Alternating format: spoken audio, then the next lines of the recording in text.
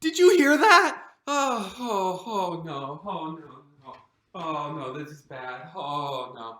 Oh jeez. I mean, did you hear that? I mean, I know he's talked like that before, but I thought he was just being dramatic or something. You know how he is. He doesn't always talk directly. Sometimes it's a metaphor. It doesn't always make sense, right? It's just oh no, Peter, this is bad. Oh, think, what are we gonna do?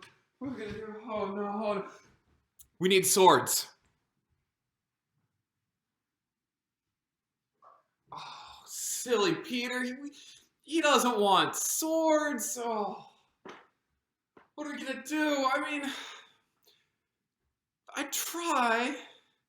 I try to pay attention, but all this stuff he's teaching, it's so different, and it doesn't always make sense.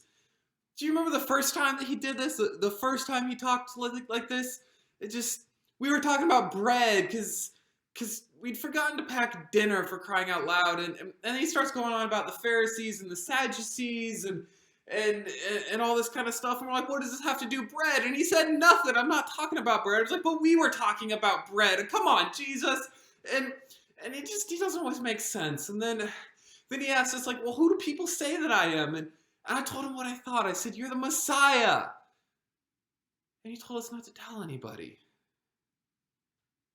And then he starts talking about how he has to go to Jerusalem, and we're in Jerusalem now, but we weren't then. And he was talking about how he had to go to Jerusalem, and the elders and the priests and that they were going to kill him. And I thought he was being dramatic. So I said, no, they're not. He yells at me. I mean, I felt really bad about it. I didn't understand because the bread, and then some things are literal and some aren't. I thought he was being dramatic. But now we're here, and he got into this stuff again, and with the priests, and there was the big parade the other day, and I mean, that had to get their attention, right? I mean, it wasn't exactly low-key. The crowds were shouting and waving, and then the Romans are paying attention. You know what the Romans do when they get nervous about you, for crying out loud? I mean, oh, this is really bad. Oh, Peter. Oh, no. What are we going to do? Oh, what are we going to do? What are we going to do? I mean, he is the Messiah, right? I just don't think he's the kind of Messiah people are expecting. Because, you know, they're thinking he's going to raise an army, and he's going to come in, he's going to drive out the Romans and clear house in the temple and restore the kingdom, and it's all going to be great again. But I mean, he did kind of do that in the temple the other day, right? He was chasing out all the merchants and flipping over their tables and yelling at people, and he was so mad. I've never seen him like that before. He was really ticked off. But then the next day he's back, and he's hanging out in the temple again, and he's teaching, and they're asking him questions, and I mean, that was bold. That had to tick him off, right? That he just chased him out yesterday, and he's back, and he kept talking about how disgusting it is to watch the guys who are running everything, and the religious leaders in their nice, really fancy robes, and how they're buying that stuff because widows are still giving them money, and they can't even afford to buy bread. They can't even afford to eat. All these people, I don't know if they really get it. So many times I've watched them try and bait him, try to force him to engage, and he has a way of redirecting it and reframing stuff, and they leave, and they don't understand.